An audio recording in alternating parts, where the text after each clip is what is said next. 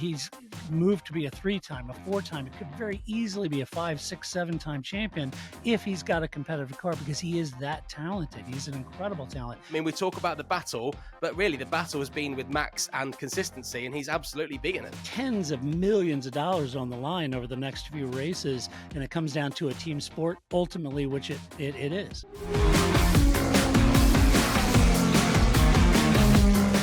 This is talkSPORT Driving, the home of motorsports on the talkSPORT network. Make sure, if you haven't already, you hit subscribe and press that little bell as well, because every time we upload a new video, you'll get a notification and you won't miss any of the action. We obviously have the Las Vegas Grand Prix coming up this weekend, the second time this race has been held, and it doesn't seem right that we talk about this race without getting a view from a real American. And from the Parc Fermé podcast, we welcome back Todd McCandless to the show. Todd, I mean, you're not there. I know you're not there. Do you buy into all this pomp, first of all, of the Las Vegas Grand Prix? Because all I've seen this week is everything that is not motor racing. It's all stylistic stuff. It's all betting stuff. It's all different liveries of cars. I haven't actually seen a car yet. We're speaking before the first practice session, of course. Right. Yeah, it is. Well, it's very American, isn't it? It's very full of pomp and circumstance. That doesn't appeal to me. I'm all about the racing. So, but it's great for sponsors, great for guests, great for fans to have all the events out there, things they can do that, you're really trying to throw a wide net. You've got the anoraks for sure that are there and digging into ride heights and, tire compounds and track temperatures and all that good stuff. And then you've got a lot of more casual sports fans that are there. They're enjoying all the trappings that are around Las Vegas, as well as all the F1 events that have been sort of integrated within some of the Las Vegas happenings, which is, it's great fun for the fans and great fun for sponsors and corporate events and things that you might do from a marketing activation standpoint from these teams. So it gives them a big palette of activities they can do that is a little beyond just meet and greet. So yeah, it's great for the teams, great for Formula One. Doesn't really appeal to me because I'm one of those anoraks, but yeah, it's always a big event.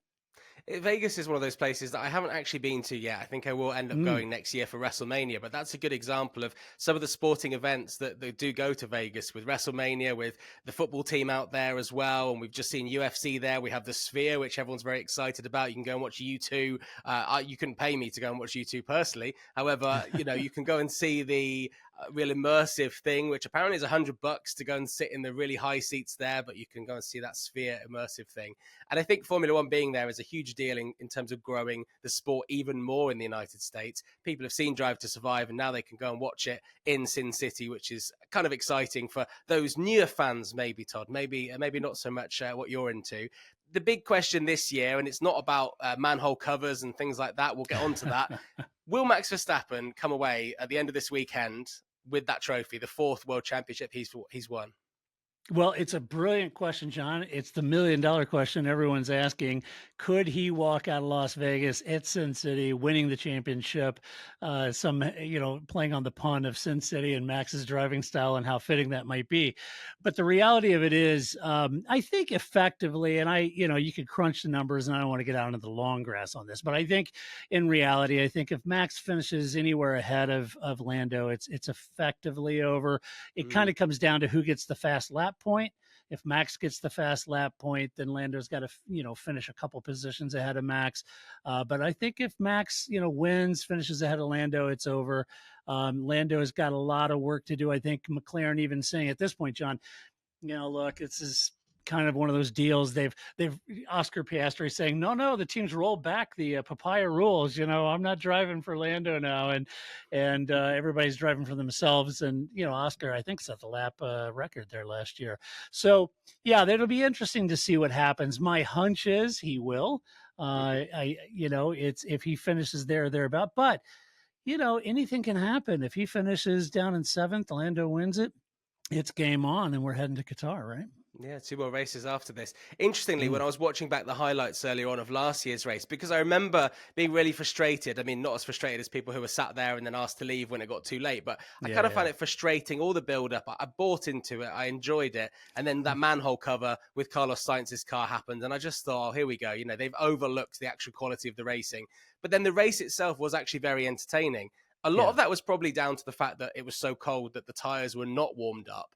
and we saw a lot of action out on the track. And actually, I don't know if you remember, but talking of Max's driving style, he actually got a penalty on the first corner for his driving style, which is very reminiscent of what we've seen in the last 3 races, where he pushed Charles Leclerc wide and was deemed to have gained an advantage by sort of pushing someone off the track. He wasn't at the apex. All of these conversations that we've been talking about kind of come back to the race last year.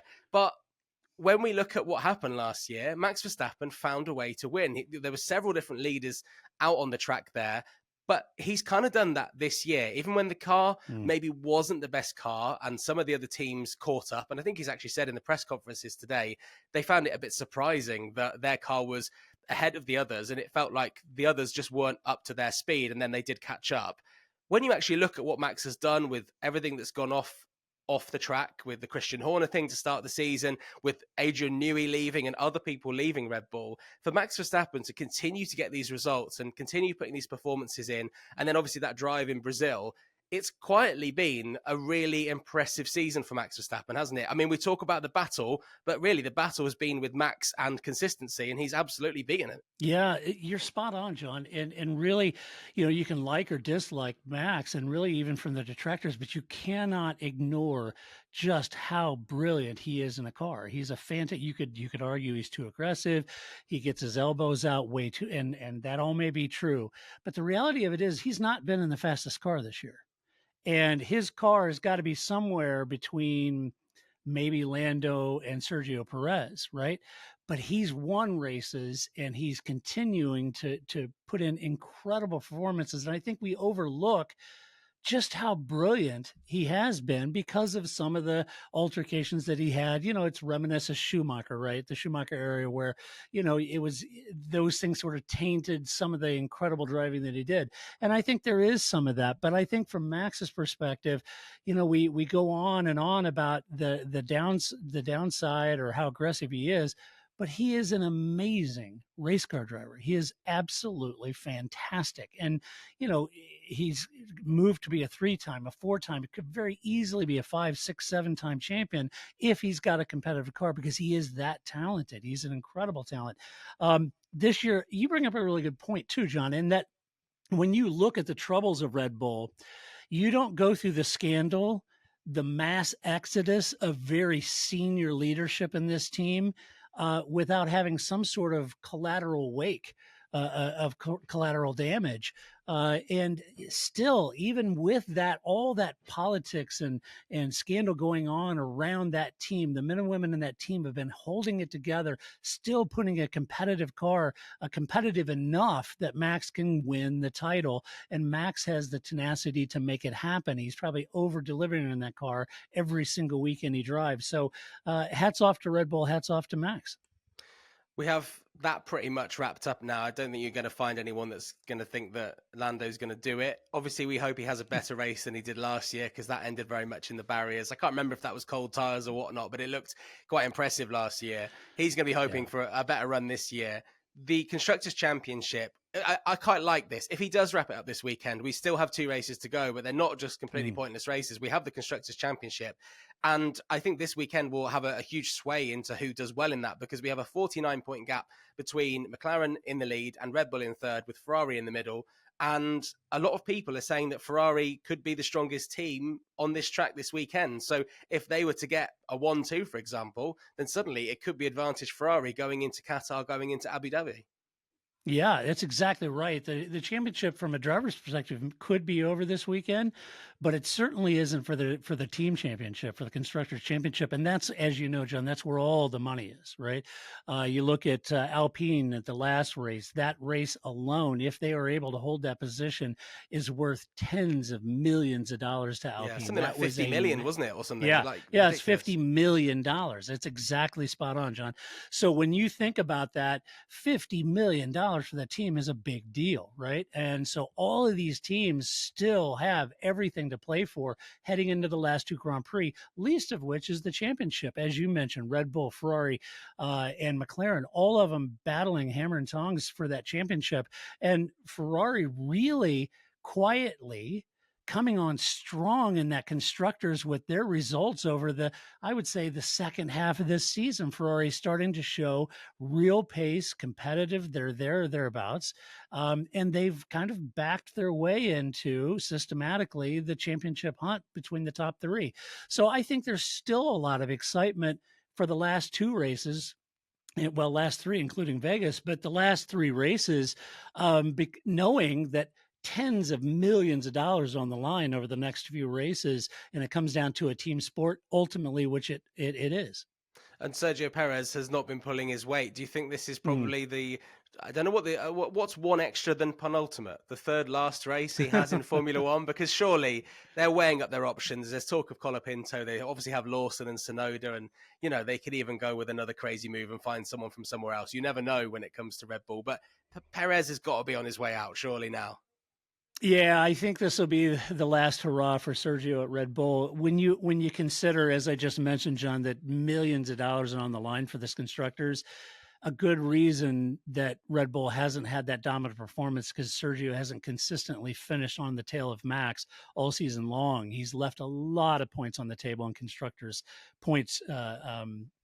So I think from his perspective, I think it's going to be very difficult for them to justify continuing on when they have the talents of like Liam Lawson, Yuki Tsunoda's there. I think Liam would be the logical choice for that. Colapinto might be interesting, John, but he is a Williams driver. He's contracted to Williams. Would they be keen to have him, see how the sausage is made at Red Bull, only to go back to Williams?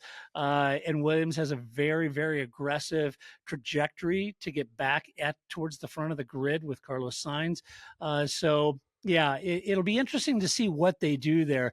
But I think you could probably underline and put a period in his career at Red Bull at this point.